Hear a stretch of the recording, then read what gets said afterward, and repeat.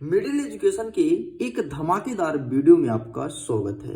कक्षा 9वीं की हिंदी के पेपर में एक क्वेश्चन हमेशा आता है, पत्र लेखन। मैं दिखा देता हूं, आप देख सकते हैं हमारे पास हिंदी का सेट नंबर बी अवेलेबल है, जिसमें ये क्वेश्चन पूछा गया है प्रश्न क्रमांक 22 में। एंड यहाँ पर अवेलेबल है सेट नंबर सी, जिसमें पूछा गया है ये दोनों क्वेश्चन। ये प्रश्न हमेशा पूछता है एंड इस वीडियो में मैं बेस्ट फॉरवर्डिंग बताने वाला हूं कि एक ही फॉर्मेट में आप कोई भी अपना पत्र आसानी से लिख सकते हैं और किस प्रकार से पत्र लिख करके 4 में से 4 नंबर लेकर के आ सकते हैं। इस बात की मैं गारंटी देता हूं कि इस वीडियो को देखने के बाद आपके एग्जाम में कोई भी पत्र आ जाए, कोई भी आप आसानी से लिख करके और 4 में से 4 नंबर ला सकते हैं।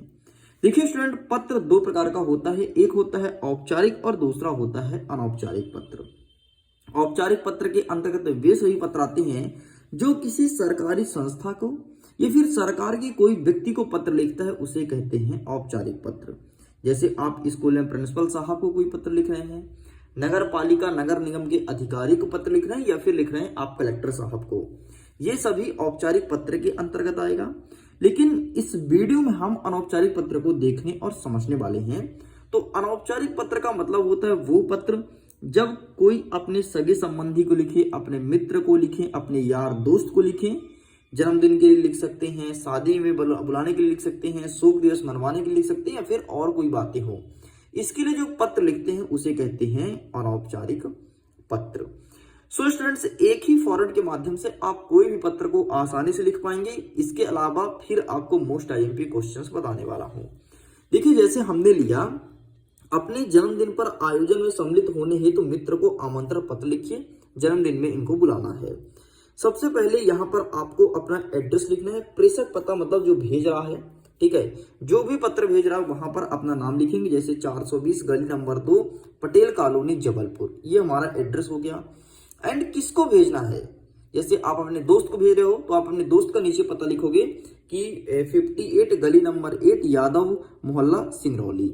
ये आपका प्रेषक का हो गया और ये प्राप्तकर्ता का हो गया। अगर तुम इतना लिखते हो तो मिलेगा 1 नंबर। मतलब दोनों का एड्रेस आपको ऊपर लिखना है, ठीक है, कहां से भेज रहे हैं और कहां तक भेज रहे हैं, ये दोनों चीज तुमको पता होना चाहिए, तभी जाकर के पत्र में 1 नंबर के लायक तुम कार्य कर पाओगे। एंड दूसरा आपको लिखना है संबोधन। संबोधन सही होना चाहिए, जैसे पूज्य माता जी, या फिर आप लिखेंगे प्रिय मित्र, है ना, तो प्रिय माता जी, ऐसे तो शब्द यूज नहीं करेंगे क्योंकि माता पिता और पूजनीय होते हैं, मतलब भगवान के समान होते हैं। तो इस प्रकार से संबोधन आपको सही करना है, जैसे प्रिय मित्र, है ना, जैसे इंग्लिश में लिखते हैं डियर मित्र, या फिर नाम भी लिख सकते हो प्रिय मित्र रमेश, ठीक है, प्रिय मित्र मोहन।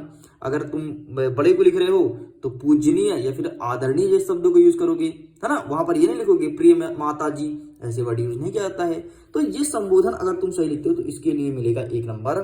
फिर ये जो बीच में रहता है इसे कहते हैं बॉडी। अगर आप बॉडी लिखते हैं तो 1 नंबर मिलेगा।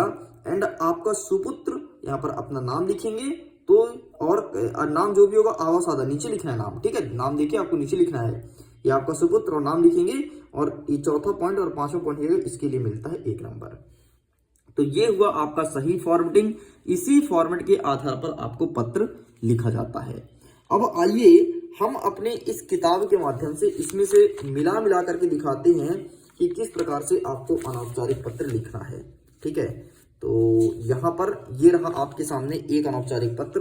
अनौपचारिक पत्र लिखा है कि अपने परीक्षा परिणाम की जानकारी देते हुए अपने मित्र को एक पत्र लिखना है, ठीक है। ये अनौपचारिक पत्र का ही फॉर्मेट है। अब देखो, सबसे पहले जो एड्रेस बार लिखा गया है ये आपका प्रेषक वाला है, ठीक, ये प्रेषक वाला है, ये पहला पॉइंट है, यहाँ पे लिखा है। नया पैटर्न चेंज हुआ है 2024 में, अब इसको इधर लिखना है, इस चीज को ध्यान रखना। पहले इधर लिखा था लेकिन अब इधर लिखना है, इधर लिखेंगे, ठीक है। नया पॉइंट एक और जोड़ा गया कि प्राप्तकर्ता कहाँ भेजना है, वो वाला पत्र का एड्रेस भी नीचे आप लिख सकते हो। अगर नहीं लिखना परीक्षा में तो एक ही एड्रेस लिखिएगा, लेकिन एड्रेस इधर लिखिएगा, इस चीज को ध्यान रखेंगे।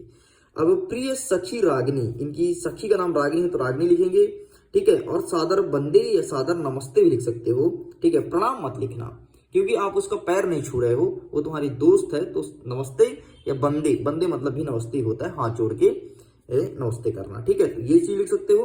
फिर आप लिखोगे कि मुझे बताते हुए अत्यंत प्रसन्न हो रहा है। इससे स्टार्ट करने से पहले आप ये लिखेंगे कि मैं यहाँ साकुशल हूं, मैं उम्मीद करता हूं कि आप भी साकुशल होंगे।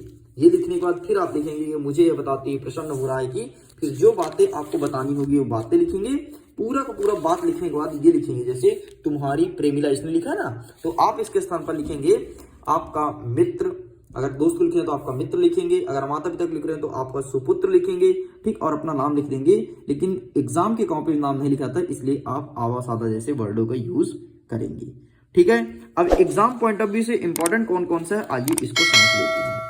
कल आपके पेपर में एक प्रश्न देखने को मिलेगा कि वार्षिक परीक्षा की तैयारी की जानकारी देते हुए अपने पिताजी को पत्र लिखना है, इसे अच्छे से प्रिपेयर करना है। देख लो, इस प्रकार से आपको पूरा पूरा लिखना है। ठीक, ये यहाँ पर एक चीज मैं लिख दिया हूं, बाकी आसानी से लिख सकते हो तुम अपने भाषा में। ठीक है, ये संबोधन कहलाता है। देखो, आदरणीय पिताजी, सादर चरण स्पर्श, इनके लिए 1 नंबर मिलता है। ठीक है, कुछ क्वेश्चंस और है, इसे भी अच्छे से प्रिपेयर करना। ये रहा आपके सामने प्रश्न क्रमांक 2, अपने बड़े भाई के विवाह में सम्मिलित होने के लिए मित्र को पत्र। तीसरा नंबर, प्रथम श्रेणी में उत्तीर्ण होने के लिए मित्र को पत्र। एंड 4th नंबर, अपने जन्मदिन पर आयोजन में सम्मिलित होने के लिए मित्र को आमंत्रण पत्र। बस ये 3 चीज अच्छे से प्रिपेयर कर लेना, तुम्हारे एग्जाम में यहीं से क्वेश्चंस देखने को मिलेगा। ओके स्टूडेंट्स, तो ये था पत्र लिखने का सही फॉर्मेट। हमने आपको फॉर्मेट बता दिया, बस उसी ढांचे में लिखिएगा, डेफिनेटली आपके एग्जाम में अच्छे मार्क्स आएंगे। वीडियो पसंद आए तो वीडियो को लाइक करके कमेंट सेक्शन में अपना थैंक्स जरूर लिखना और अपने दोस्तों के साथ साझा करना, ताकि उनको भी फायदा मिल पाए।